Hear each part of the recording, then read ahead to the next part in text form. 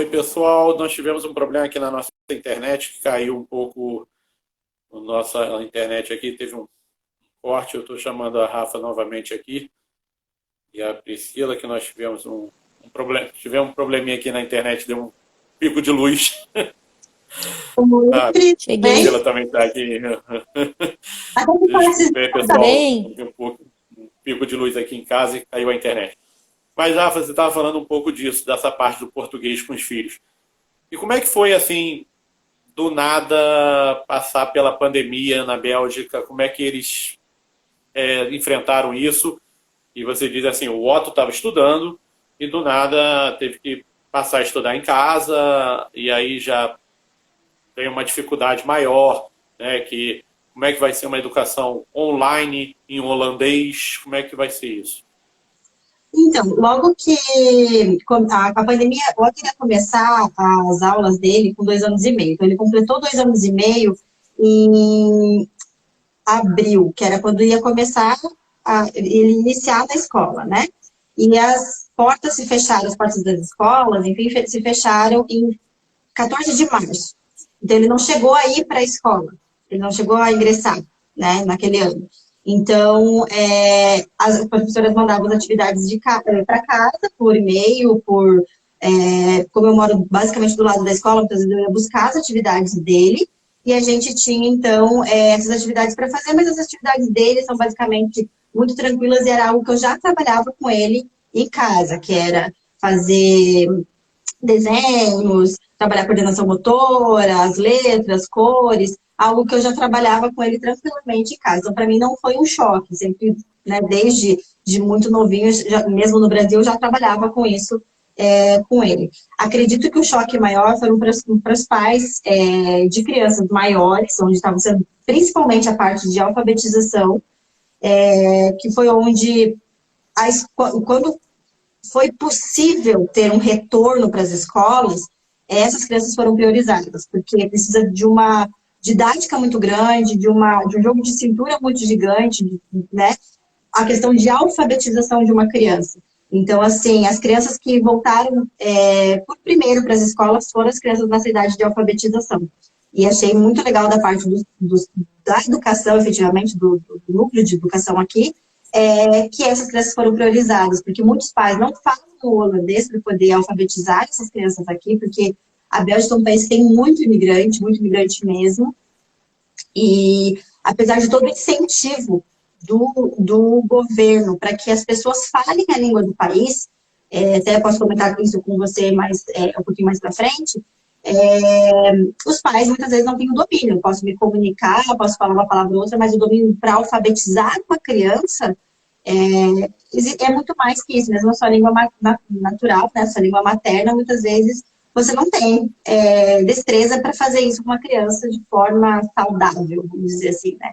Saber as técnicas, enfim, que são necessárias. Como é que é esse seu trabalho? Assim? Seu trabalho é mais tipo, pegando uma brasileira, como você, que mora na Bélgica, que tem filhos e que quer manter o português do seu filho para que ele não perca o português com os familiares que moram no Brasil, que ainda continuam morando no Brasil, que é o caso da sua mãe, ou você pegar uma belga que queira aprender português ou passar português para os seus filhos porque é casada com um brasileiro. Normalmente a gente acaba conversando porque quase todo o processo é feito em português. Então a gente fala diretamente com os brasileiros, seja pai ou seja mãe, brasileiros, os seus cônjuges de diversas nacionalidades, que falem português. E nós levamos isso como o português como língua de herança, né? O português como língua materna, como a língua que a criança não majoritária do país em que ela mora, né? Então, a gente trabalha com o português que a criança tem direito de aprender para manter os laços afetivos. Seria essa linha de pensamento, né?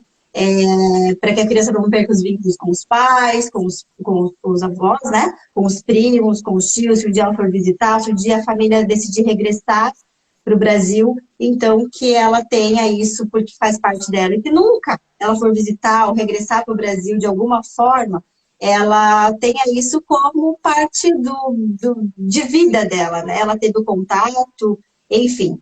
E o grande questão é saber falar o português é algo importante, o saber escrever, porque às vezes a gente não se apega a isso. O Otto hoje ele fala português, o Otto não é alfabetizado em português, ele não passou por processo de alfabetização nem em holandês e nem em português. Mas quando chegar o momento da alfabetização em holandês, é o momento de eu ingressar a alfabetização em português com ele? Como?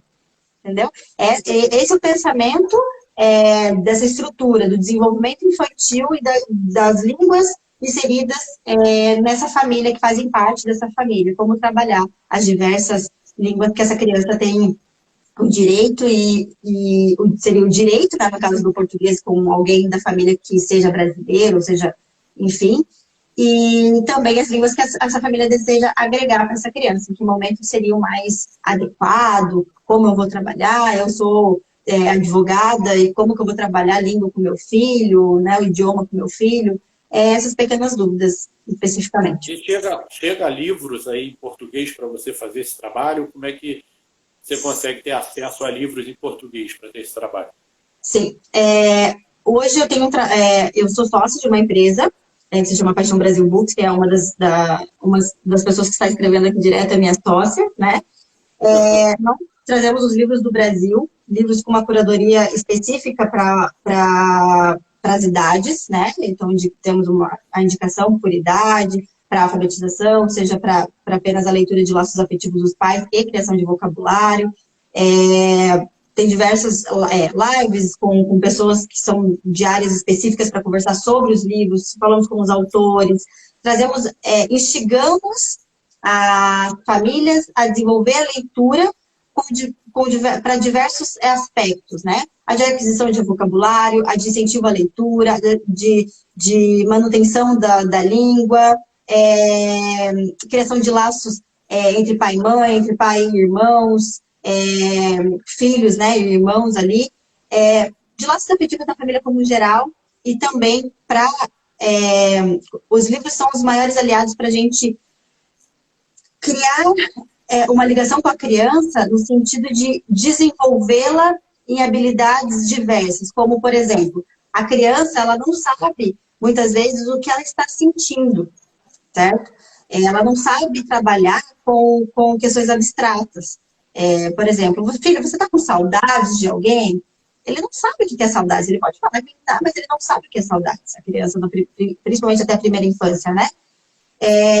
Mas a partir do momento que eu pego um livro e desenho desenhadinho e mostro para ele que aquela menininha sentia muita falta do colinho da vovó, do abraço da vovó, a vovó que foi morar no Brasil, que mora no Brasil, que eles foram mudar para outro lugar, que falava uma língua diferente, aquilo ele começa a materializar sentimentos, né? E a trabalhar aquilo como, agora eu sei que isso é saudade. Mamãe, agora eu tô sentindo saudade.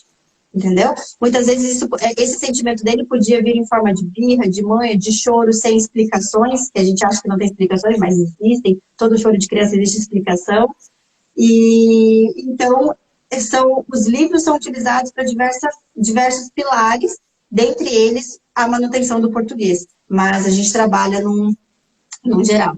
E por que, né? Você trabalha no geral, porque só os livros em português? Porque normalmente nossa conversa são com os pais brasileiros, e então eles se sentem mais à vontade de fazer a contação de histórias para a criança na língua materna. Também tem esse ponto. Mas eu estava falando com a Lígia na primeira live que morar fora é um eterno turismo, né?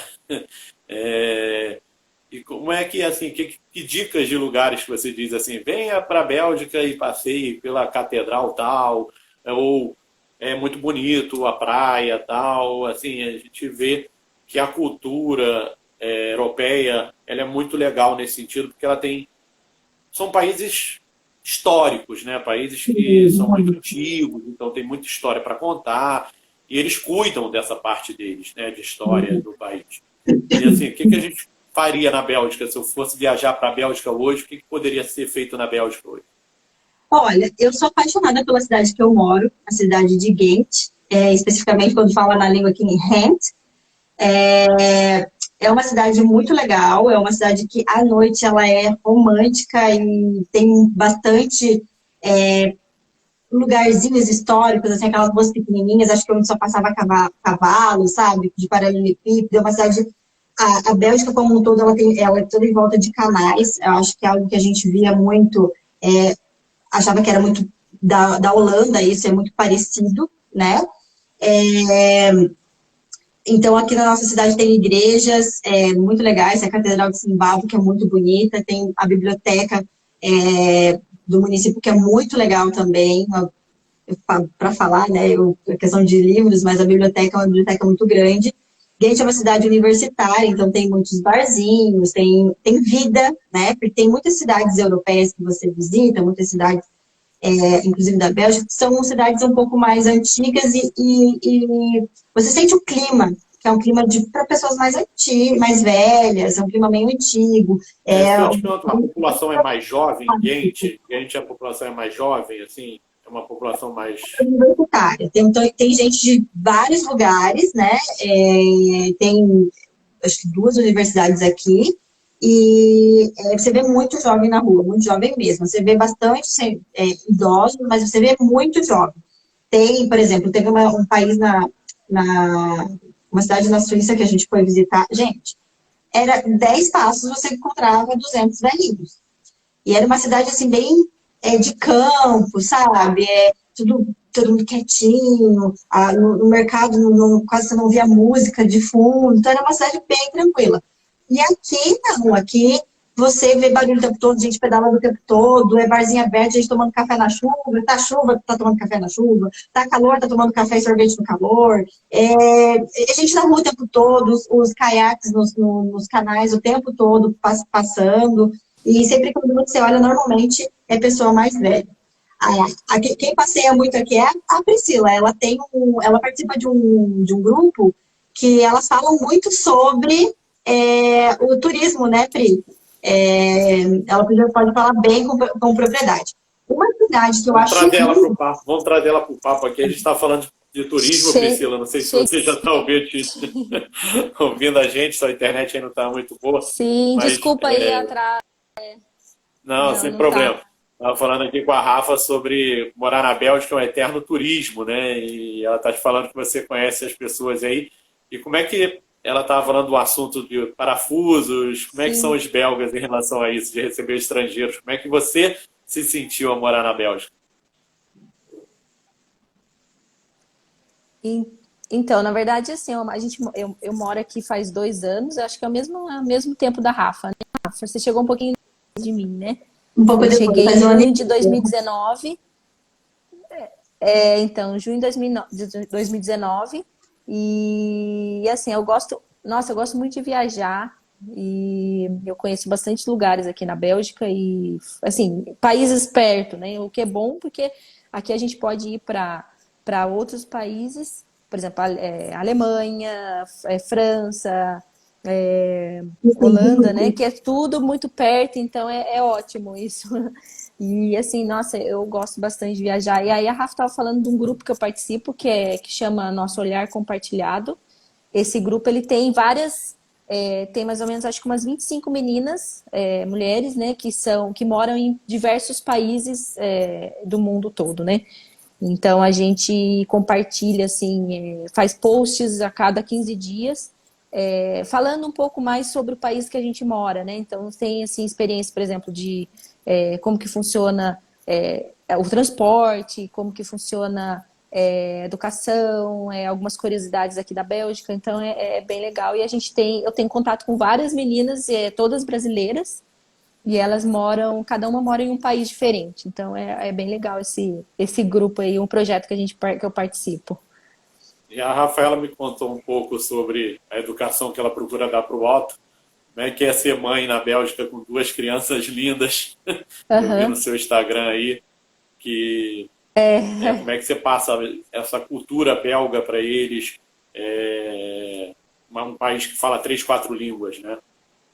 Sim, então, eu tenho duas meninas, né? Uma tem 9 anos e a outra tem 2 anos e 6 meses. Então, A Bianca, que é a maior, ela foi para a escola quando ela tinha. A gente chegou aqui, ela entrou em setembro de 2019, só que ela já foi na escola internacional. Então, ela estudou um ano em escola internacional, é só em inglês. E um ano assim, hoje eu falo que ela é fluente. Ela fala inglês melhor do que eu, meu marido. Ela é super fluente em inglês dela. E aí, o ano passado, em setembro do ano passado, ela foi para a escola pública. Então, ela já tá falando o holandês também, né? Assim, lógico que o holandês é uma Ô, língua Pri, mais difícil. Oi. Fala, Rafa. a interferência do teu celular, da internet, será que não pode estar sendo do fone? Às vezes acontece comigo em live do fone estar atrapalhando de alguma forma. Acho que o fone pode atrapalhar um pouco, mas Tá, eu sei que as meninas podem estar pegando fogo aí, né? Mas Não, então, elas estão ali, a Bianca tá tomando conta da Mariana, então tá tranquilo. Eu coloquei no 4G aqui, eu acho que vai ficar melhor, porque tava no Wi-Fi e o Wi-Fi não tá muito bom. é. Então a gente estava falando um pouco disso, assim, e ela falou também do turismo na Bélgica, Priscila. Como é que Uhum, é viver fora do país? É um eterno turismo, né? Vocês têm os é, vizinhos aí, Holanda e Luxemburgo. sim. Como é que foi a sua recepção na Bélgica? Assim, você tem 2 anos que você mora na Bélgica, como é que foi a recepção? Como é que eles te receberam como obrigada. jogador? Então, a gente, na verdade, assim, a gente tem, como a minha filha, né, a Bianca, ela estudou na escola internacional, então, na escola que ela estudou, ela tem várias culturas, várias crianças de outros países, né? Não assim, por exemplo, na escola local também, mas tem escolas que são mais, que tem mais belgas do que outras culturas. E aí eu fiz amizade com algumas pessoas de fora, de outros países, assim, foram bem receptivos comigo. Tem alguns vizinhos meus que são belgas, que eu tenho contato, a gente conversa bastante. Então, assim, em relação a isso, acho que foi super tranquilo. O pessoal é bem, assim, receptivo aqui. Eles são mais, é lógico, não é igual o brasileiro, que são eles são mais assim fechados, mas assim, se você conhece bem a pessoa, começa a ter é, é, uma intimidade, né? Mas assim, elas são bem tranquilas em relação a isso e foi tranquilo. E aí agora eu tô me sentindo mais em casa. Depois de 2 anos a gente se sente mais em casa, né? A gente já A conhece gente tudo. Hã? cultura deles, né, Pri? Já entende um pouco mais o que é realmente aceitável por eles, o que é normal para eles, né? Já não é um Sim, choque sim. para eles. Não, não, não. Já fica E Eu normal. conversei com eles, como a aquela gente estava falando, como a gente estava falando aqui anteriormente, a gente tem que saber que a gente está invadindo o espaço deles, né? A Sim. particularidade deles é diferente, eles são um povo diferente. Nós brasileiros somos esporrentos, a gente vai fazer amigos muito facilmente. Então acho que o brasileiro consegue se adaptar melhor do que um belga vir morar no Brasil. Sim. E aí, aproveitando isso, queria saber assim, como vocês enfrentaram a pandemia. Como é que foi a vacinação na Bélgica? Vocês tiveram a Eurocopa aí, né? Os países vizinhos lotados. A Bélgica não chegou a ser país sede, mas a Amsterdã, que é a vizinha de vocês aí, foi sede de alguns jogos. E como é que foi isso? Porque a Lígia estava me contando que em Montenegro, o que sobrou de vacina, eles deram para estrangeiros ou para turistas. E como é que como é que a Bélgica enfrentou essa vacinação? Foi rápido? Como é que foi isso? Então, a população aqui na Bélgica não está totalmente vacinada, não tem ainda. Acho que eu olhei ontem, antes de ontem, estava 72% da população só vacinada. Eu tomei minha segunda dose sábado, então estou com o passaporte verde já, passaporte europeu pronto para viajar. Você também tomou sua segunda dose, né? Sim. Já. Eu não sei o que aconteceu, que eu sumi aqui da live. Vocês estão Não, me eu tava vendo? Aham, Vocês eu estão me tô. vendo? Ah, tá, porque eu não Tô. tô eu não estou me É, vendo. Mas tudo bem, vocês estão me vendo, é o que importa. Então Mas, tá bom. Então, eu tomei a vacina semana passada, dia 19 de julho, a segunda dose também. E aí todo mundo. A maioria das pessoas falaram que a segunda dose deu algumas reações, né? Mas em mim, graças a Deus, não deu nada, porque eu tomei a vacina no dia 19 de manhã e peguei avião para viajar no dia 19 à tarde. E aí eu fiquei dois. super preocupada, porque eu falei, nossa, acho que se der algum problema, eu ficar ruim ou der alguma reação, como que eu vou fazer, né? E graças a Deus não deu nada, eu me senti super bem, andei no outro dia, fiquei andando o dia todo e foi super tranquilo. Não sei, a Rafa, acho que a Rafa teve um pouco de reação, né, Rafa? Na segunda, na primeira não tive nada, na segunda eu tive um pouquinho de reação, mas é algo absolutamente normal, dá ali 24 horas, passou, né? Enfim. Quanto à questão de liberação da vacina para estrangeiros, eu não sei efetivamente como está funcionando isso. Como eles não vacinaram todas as pessoas ainda, mas existe uma questão também das pessoas não quererem se vacinar, como não é algo obrigatório. Então, eu não sei exatamente como que está essa questão de estrangeiros virem para cá, até porque muitos países ainda não estão liberados, né, pela lista, quem não é residente vir para cá. Então, assim, a Bélgica, durante toda essa pandemia, ela teve números altíssimos, né, de casos de Covid, e até teve uma reunião em que a União Europeia teve, e dizendo que a Bélgica estava restringindo muito o ir e vir dos cidadãos, e que precisava ter essa liberação, né? Mas com os casos que estavam acontecendo, assim, mesmo com todas as restrições, estavam tendo casos bem grandes, eles foram bem mais conservadores nessa questão de liberação de viagens, enfim. Até pouco tempo sabia que, por exemplo, o brasileiro ainda não pode entrar, né, na Bélgica, não é residente, então tem uma restrição específica para o Brasil. Mas eles estão começando a liberar aos poucos. Eu sei que para a União Europeia a gente está conseguindo ir e vir com uma facilidade maior agora de alguns países pela vacinação, quem tiver com as 2 doses, não precisa fazer, acho que o teste do PCR, só se você tiver sintomas, se você não vem de alguma zona vermelha ou laranjada, você tem alguns tipos diferentes. Mas a questão de liberação efetiva para estrangeiros, eu não sei como está funcionando. Como eu acho que só está liberado para a União Europeia, então a União Europeia está como um todo, né? Eu acredito que não. Não tem estrangeiro nesse momento vacinando. E vocês têm noção de quantos casos a Bélgica chegou a ter, quantas mortes, quais são os números de Covid, eles divulgam isso aí? Sim, eles divulgavam por dia. Eu parei de acompanhar quando comecei a ficar bem paranoica com isso. Eu não sei se a Pri tem da língua. Eu também. Foi mais até acho que o final do ano passado, eu ainda acompanhava. Mas depois aí eu já meio que nem entrava mais para ver, enfim, porque eu me sentia mal, assim, toda vez que eu olhava e via os números crescendo, assim, aí eu falei, não, vou parar de olhar e vou deixar, porque senão a gente não tem que fazer, né? E a gente tem que seguir a vida, né? E só se cuidar, fazer todos os devidos cuidados, enfim, né? Mas assim, não ficar paranoica com isso também, porque não dá certo. Eu tive Covid, eu peguei em maio desse ano, foi desse ano, maio, eu peguei, meu marido pegou e aí eu acabei pegando também, e as minhas filhas, graças a Deus, não tiveram nada, não tiveram. Ainda, né, Pri? Oi? E amamentando ainda, né? Sim, então, e assim, aí elas iam até meu marido também, vinham até mim e ficavam, não tinha como separar, né, porque não tem como. E meu marido estava aqui trabalhando em casa, e eu falei, como que vai ficar? Não tem como, né, E aí elas não pegaram, ela teve que, a Mariana não fez o teste, porque ela é muito pequena, não precisa fazer teste, né, porque ela tem 2 anos e meio, mas a Bianca teve que fazer o teste e teve que ficar mais tempo de quarentena, e eu também tive que ficar, então praticamente acho que eu fiquei em casa umas 3 semanas, mais ou menos, em casa, assim, sem sair, por causa dela.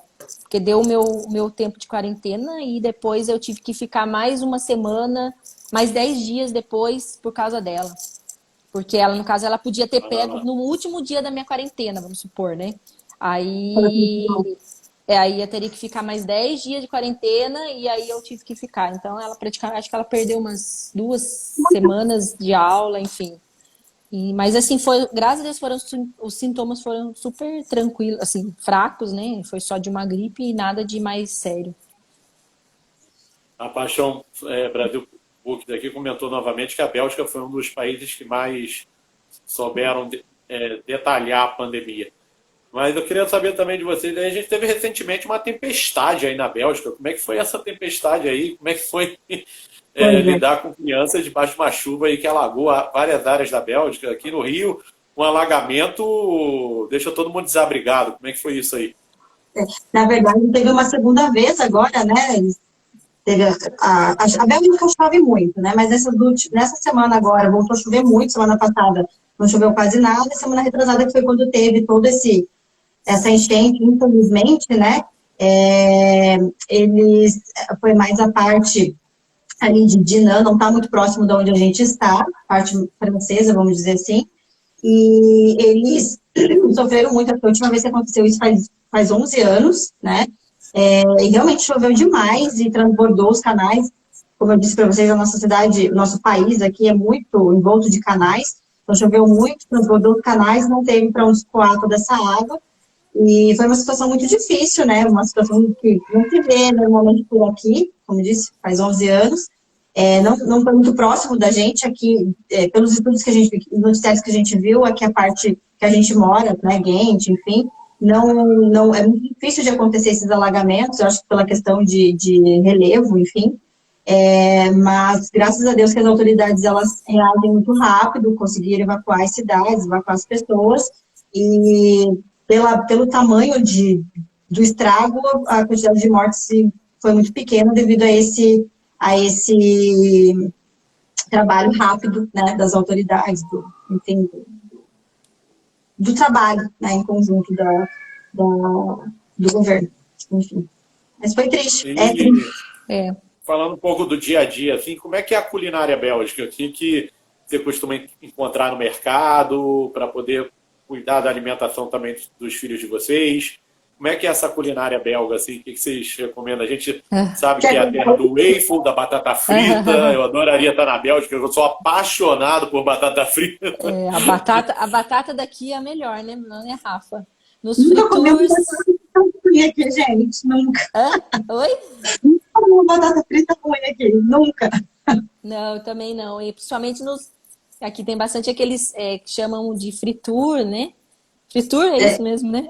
E aí você come aquela batata que é uma beleza. Pura gordura, mas é ótima, né? Na Espanha, quando eu morei lá na Espanha, a moça do restaurante falava batatas, eles adoram batata. Tudo, eles botavam batata na comida. Era batata frita um dia, no dia seguinte tinha purê, no dia seguinte tinha exatamente. Algum refogado com a batata. É o nosso arroz, né? A batata para eles é o nosso arroz. É batata, você sabe que vai ter batata, com alguma coisa, algum tipo de batata. Você pode escolher um tipo de batata. Você purê, você quer batata frita, você quer batata, vamos dizer, dorê, você tem os croquetes de batata, você tem, não sei o que lá, de batata, mas não sei o que com batata com batata. Enfim. Mas é bem... Até na escola do Otto, quando eles vão falar o almoço, né? Você vai mandar o almoço, eles falam, vamos dar batata do seu filho? Porque já é uma cultura de que é como se fosse o nosso arroz. A Priscila estava comentando de algo que é bem característico aqui da Bélgica, que é o friture. São barraquinhas, vamos dizer assim, como se fosse aquelas barraquinhas de cachorro-quente no Brasil, só que não é a barraquinha na rua, né? Ele é uma portinha e tem, assim, você tropeça uma cada 10 metros, você tropeça em um friture, né, Pri? E eles têm a batata frita, que é o típico deles, pode ser naquele cone, normalmente é o cone ou a caixinha. Caixinha.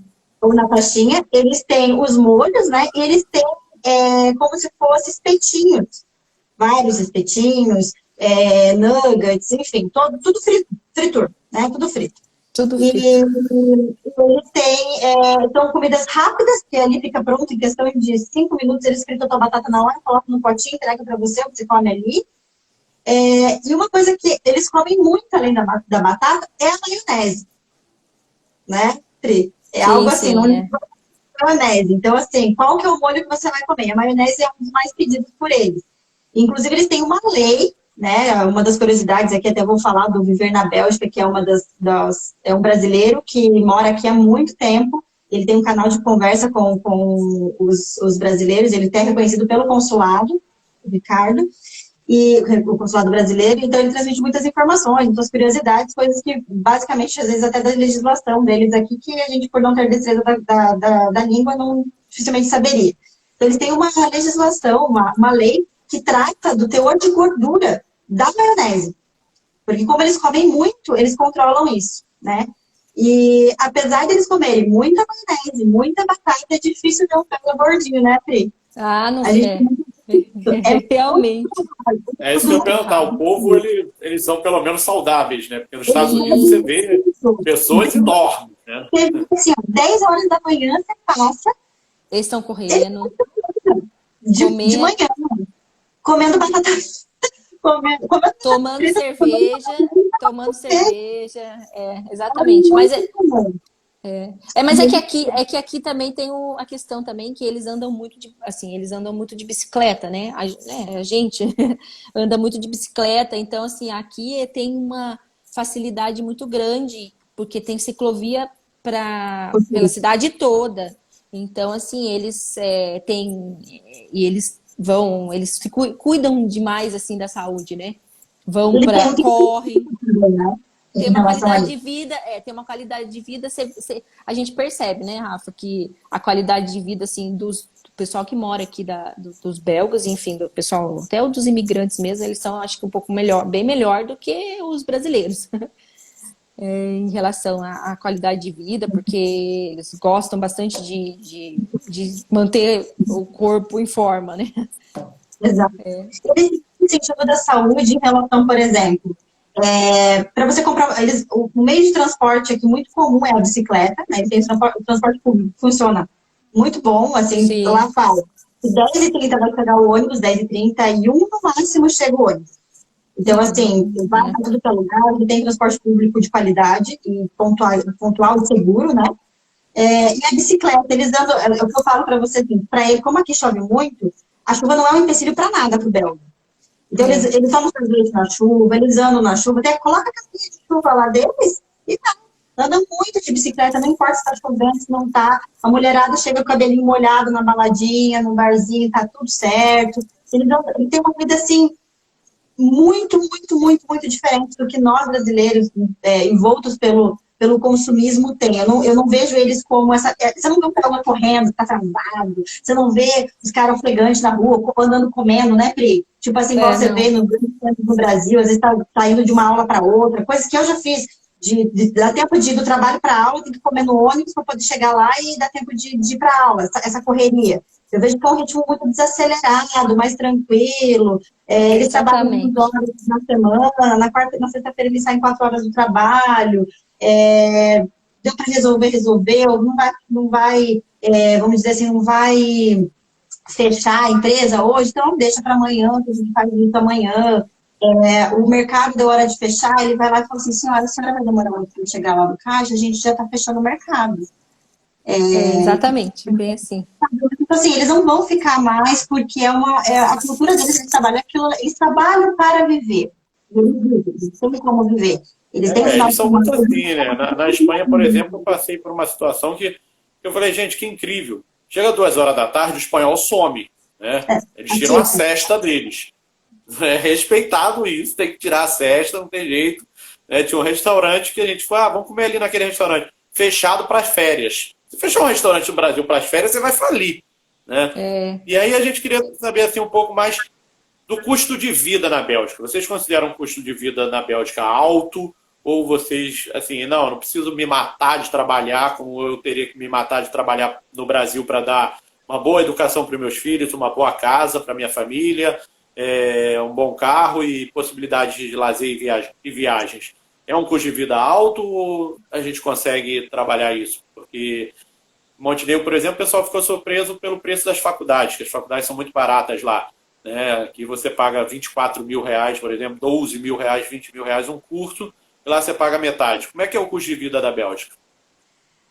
Quer falar primeiro? Eu estou falando demais. Posso? não, não, então, na verdade, assim, como que eu posso explicar? Não é, eu acho que não, eu não considero o custo de vida aqui alto, posso estar enganada, mas enfim, eu acho que porque a gente tem educação é gratuita, né? A gente não paga nada, absolutamente, a gente não paga absolutamente nada. A única coisa que eu pago para minha filha na escola é só a comida, porque você tem a opção de levar a comida, né, o lanche, enfim, ou comer na escola. Então a minha filha ela optou por comer na escola, ela gosta da comida lá e enfim, E aí é super barato o valor, eu nem, acho que paga nem 20 euros por mês de alimentação só. E eles dão tudo, dão material, dão tudo. E você não paga nada. Ganha, né? Um Saúde, salário aqui. e o salário daqui eu não lembro, não sei mais ou menos quanto é, 1.600, é? Não É sei, mais ou 1.500, é 1.500 o 1.500, salário mínimo. mais ou menos 1.500, 1.600 euros, entende? E assim, acho que tranquilamente dá para viver com esse valor e aí também a gente recebe, para quem tem filhos, a gente recebe, não sei se você comentou antes, Rafa, mas a gente, né, Não, recebe aquele valor por mês, né, do governo, como se fosse uma ajuda, né, de custo, né? Então a gente recebe, a partir do momento que ela nasce, ela recebe é, um valor mensal para despesa. Não é um valor é, que cobre todas as despesas da criança, mas é uma não, ajuda, né, sim, do governo. E se você não precisa comprovar renda nem nada, a criança tem direito àquilo. é, Acho que depende da idade da criança, mas acho que começa em torno de 200, 150 a 200 euros por mês. É um aham. valor que realmente agrega muito, porque você colocar 200 euros na ponta do lápis, o que dá para comprar é um valor de compra grande, né? Sim, sim, Não dá para converter isso, porque tudo que a gente compra é em euro, então não dá para converter. Mas o é. poder de compra com 200 euros é algo, assim, bacana para um mês para criança, assim. Uma coisa que eu acho um pouco caro, não sei se a Rafa concorda comigo, mas eu acho que o aluguel é um pouco caro, dependendo do lugar que você mora, por exemplo, principalmente aqui no centro aqui de Ghent, onde a gente mora, o aluguel é um pouco mais caro. Lógico, você vai encontrar por exemplo, dependendo, você encontra uma casa, um apartamento, tipo 600, 700 euros, mas geralmente é um pouco mais que isso, né, Rafa? Você paga, Hoje tem um apartamento ok para morar com uma família com 4 pessoas, gira em torno de, assim, porque é oito- uma coisa mais distante, de 700 a até uns 1.200, 1.000, 1.300, você encontra, assim, que é uma faixa visando que o salário mínimo é 1.500, então a gente entende que isso é um valor bem bem alto, é. alto, né? Porque, na verdade, tem a alimentação também, tudo. Algumas pessoas já vieram para me perguntando, tem algumas seguidoras minhas que são, por exemplo, moram em Portugal e estão querendo vir morar na Bélgica, por exemplo. Daí elas perguntaram, como que é? O salário, quanto mais ou menos que eu iria gastar, né? O custo, né, de vida. Então, assim, você colocar tudo na ponta de lápis, aluguel, tem alimentação, a educação você não vai pagar, mas enfim, né, tem um valorzinho que você acaba pagando, igual eu falei para você, de comida, né, da minha filha.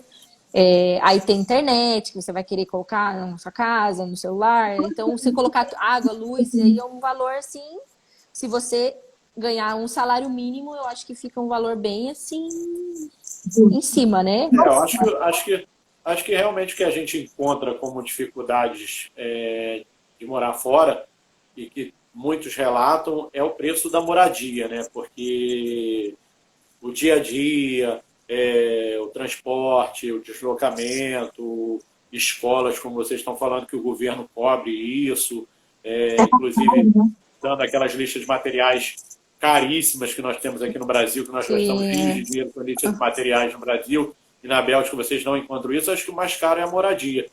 Mas eu queria saber de vocês, assim, o que mais vocês sentem falta do Brasil, além da saudade, que a Rafa falou da saudade, que o Otto começa a relatar da saudade da avó, o que vocês mais fazem, assim, pô, hoje eu estava com vontade daquilo que tinha no Brasil e aqui não tem de jeito nenhum. comida. Eu sinto saudade da comida, que é a melhor. Assim, eu acho que eu tive a semana passada eu fui para Itália e assim, a melhor macarrão, pizza é da Itália, é maravilhoso. É a primeira vez que eu fui. Rafa, eu adorei. Não, sério, adorei mesmo, muito bom. Mas enfim, uma coisa que eu gosto, que eu sinto muito saudade, da comida da minha mãe, da minha sogra, a comidinha, né, que tem. Igual você ir numa, na feira, né, comer o pastel lá de fazer a caldo de Do cana. sábado, né? Comer o pastel lá com caldo de cana e aquilo lá é ótimo. E aqui, assim, é lógico, a gente acostuma. Tudo na vida a gente acostuma, né? E a gente encontra, né? Tem mercados próximos que a gente consegue comprar, né? Às vezes um valor um pouquinho mais acima, então consegue fazer todas as refeições com a comida brasileira. Mas o arroz e feijão, por exemplo, aqui em casa sempre tem. Porque aí também tem, né, Pri? Sim, A gente sim, consegue também. enfim. O pão francês, que sem chance, né? Nem fazer em casa, porque demora muito tempo para fazer. E, gente, eu ia falar da pizza, porque falou que foi pra Itália, mas a pizza, gente, eu falo pro meu marido assim, cara, eu tenho vontade de comer pizza. Aí chega, pede pizza, chega e fala, cara, eu já falei que quando eu pedi pra comer pizza, não me deixa comprar pizza, porque é uma decepção, porque não é essa pizza, é uma pizza do Brasil, que é aquela pizza assim, bacon, com não sei o que, com um monte de coisa. Então, uma pizza, Sim. eu comprei uma pizza muito boa e não A pizza, verdade, a pizza é diferente. Do Brasil, eu sinto saudade mesmo da pizza do Brasil, que é uma beleza. É muito boa. Esfirra, né? Mas a gente tem as pessoas que fazem, né? Tem é as nossas amigas aqui que fazem os salgadinhos brasileiros, que são ótimos. Vocês conseguem, vocês conseguem encontrar, assim, de repente, um restaurante brasileiro? Tipo, vamos comer hoje num restaurante Sim. brasileiro. Não em Gente, né, Rafa? Mas Aqui em Gente está abrindo agora um mercado chamado Gente Brasil. Vai abrir aqui perto, no bairro, para quem está assistindo, que é daqui em Zuidam. E tem os mercados brasileiros em Bruxelas, que é a capital, que fica cerca de 1 hora daqui.